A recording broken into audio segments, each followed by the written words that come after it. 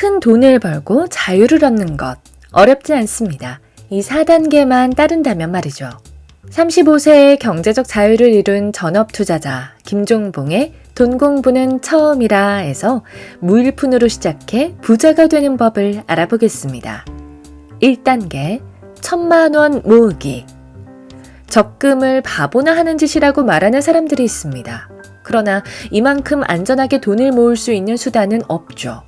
무일푼에서 1000만원을 모으기까지는 큰 수익을 바라지 않고 돈을 모아야 합니다. 이런 사람들에게는 적금이 훌륭한 상품입니다. 적금을 하는 동안 투자를 준비할 수 있는 시간을 벌 수 있기 때문이죠. 적금을 하는 동안 누구는 주식으로 돈을 벌었다더라, 부동산에 투자했다더라 하는 많은 유혹이 찾아올 겁니다. 하지만 1단계에 있다면 다른 곳에 신경 쓰지 마세요. 그렇다면 적금을 하는 동안 무엇을 하면 될까요? 3가지를 준비해야 합니다. 첫째, 거시적 관점에서 대한민국 경제의 흐름을 살펴보세요. 우리나라의 인구 구조에서 베이비붐 세대를 빼놓을 수 없습니다. 1955년에서 1963년생 총 750만 명의 이들이 우리나라의 문화와 경제를 좌우했다고 할 수 있는데요. 이들이 30살이 되던 1988년에는 부동산 열풍이 불었고 40살이 되던 1998년에는 IMF로 대부분의 사람들이 망했죠. 그래서 50대가 된 2008년에는 퇴직금과 목돈으로 투자가 아닌 장사로 눈을 돌립니다. 프랜차이즈 창업 모델이 인기를 끌었죠. 그리고 2020년대인 현재는 베이비붐 세대는 대부분이 은퇴하는 시기가 되었습니다. 이제 앞으로 어떤 흐름이 이어질 것인지 알아야겠죠? 2번째, 앞으로 투자 수단들이 어떻게 흘러갈 것인지 예측하세요. 우리나라와 비슷한 인구 구조를 가진 나라 일본을 보면 우리의 미래를 알 수 있습니다. 우리나라 베이비붐 세대와 비슷하게 일본에는 단카이 세대가 있는데요. 정확히 10년이 더 빠른 세대입니다. 그렇다면 일본의 투자 수단이 어떻게 흘러갔는지 분석해서 우리가 선택할 투자 수단의 미래를 생각해 볼 수 있겠죠.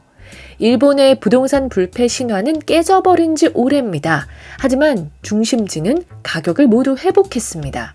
이로써 우리나라 부동산도 결국엔 정부가 과열지구로 정한 강남 같은 중심지가 결국 답이라는 걸 알 수 있어요. 주식시장은 어떨까요? 일본 증시는 3분의 1 수준으로 지난 20년간 하락했고요. 아직도 1980년대 후반 수준으로 회복하지 못했습니다. 우리도 대세 하락장이라는 최악의 시나리오를 대비해야 하는 이유죠. 부동산도 주식도 긍정적인 전망은 아니라면 우리는 어떻게 해야 할까요? 3번째, 투자에 항상 관심을 두세요. 저성장기가 온다고 해도 우리가 그 안에서 수익을 만들 수 있는 길은 얼마든지 존재합니다. 부동산 경기가 침체된다면 중심지에 투자하면 되고 주가가 하락장을 맞이한다면 그 안에서 수익 낼 수 있는 방법을 찾으면 되죠. 그런데 만약 예측이 틀려 부동산도 주식도 대세 상승을 맞는다면 괜찮습니다. 투자하려고 했던 방법 그 반대로 하면 되니까요. 이런 대응이 가능하려면 계속해서 경제를 공부하며 꾸준히 돈을 모아야 합니다. 이렇게 하다 보면 1단계를 지나 2단계에 진입하게 됩니다. 2단계, 1000만원에서 1억 원으로 성장하기.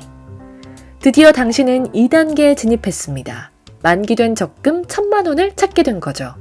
그동안 열심히 공부하며 투자 수단을 고민했을 것이고 이쯤이면 어떤 곳에 투자를 할지 결정하게 되었을 겁니다. 이제부터 할 일은 간단합니다. 먼저 서점으로 달려갑니다. 그리고 선택한 투자 수단과 관련된 책 3권을 구입합니다. 그리고 그 책에 적혀있는 방법을 그대로 실행해봅니다. 힘들게 모은 1000만원을 한꺼번에 다 투자하라는 말이 아닙니다. 실패를 염두에 두고 100만원으로 시작해보는 겁니다. 100만원으로 도전한다면 당신에게 10번의 기회가 주어집니다. 절대 올인하지 마세요. 100만원을 반복해서 투자하다 보면 나의 성향을 알게 되고 자신만의 길을 만들 수 있을 겁니다. 이렇게 해서 수익을 보게 된다면 같은 방식을 계속해서 반복하세요. 그 방식에 확신을 얻을 때까지 반복적으로 검증하고 또 검증하세요. 이 시기는 결코 쉽지 않습니다. 가장 외롭고 힘든 시기가 될 거예요.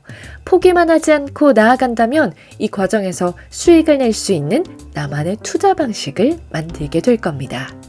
3단계, 1억을 5억으로 만들기.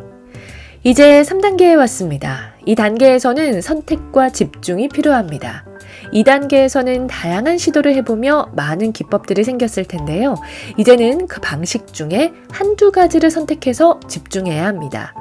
갭 투자, 중심지 투자, 경매, 임대 수익 등 다양한 방법으로 부동산을 했다면 그 중에서 한두 가지만 깊게 파야 합니다.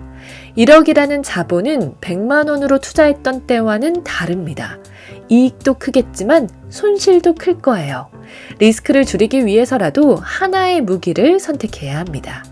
그런데 이 구간에서 반드시 따라오는 것이 있습니다. 바로 슬럼프예요.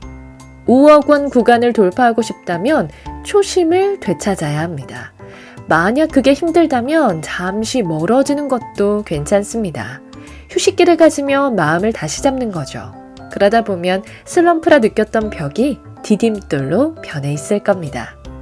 4단계, 5억 원 이상, 경제적 자유냐, 초고수가 될 것이냐. 4단계는 이제 돈으로 행복을 선택할 수 있는 시기입니다.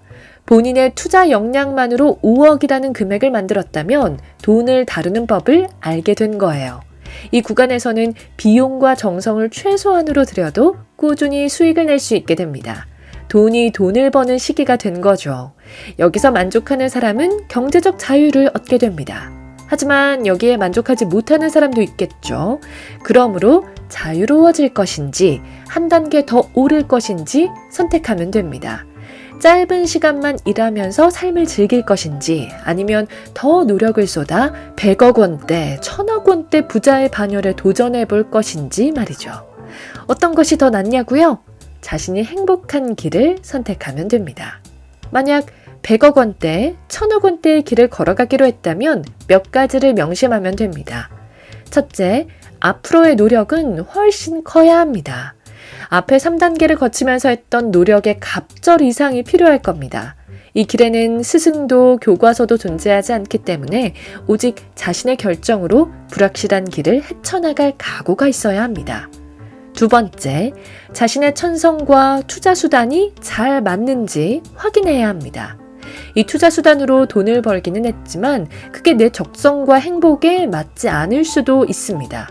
부동산 투자자는 바깥 활동을 하는 떠돌이 생활을 감내할 수 있어야 하고 창업 투자자는 사람들을 만나며 부딪히는 것을 감내해야 하며 전업 투자자는 한자리에서 오랫동안 엉덩이를 붙이고 차트 분석하는 것을 감내해야 합니다. 천성에 맞지 않는 일로 행복하지 않다면 돈을 번다고 해도 그 투자가 계속 이어지진 않을 겁니다.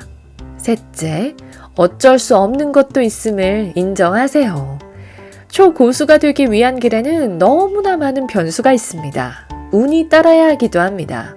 내 힘으로 어찌할 수 없는 일에 일희일비하지 않길 바랍니다. 네 번째, 모든 것을 걸지는 마세요. 이 시기에도 얼마든지 실수할 수 있고 부러질 수 있습니다. 손실을 보더라도 처음부터 다시 시작하는 일만은 없도록 최소한의 자금을 확보하세요. 돌아올 힘은 남겨두어야 합니다. 이 네 가지만 명심하고 묵묵히 걸어간다면 언젠가 초고수, 부자의 반열에 올라 있을 겁니다.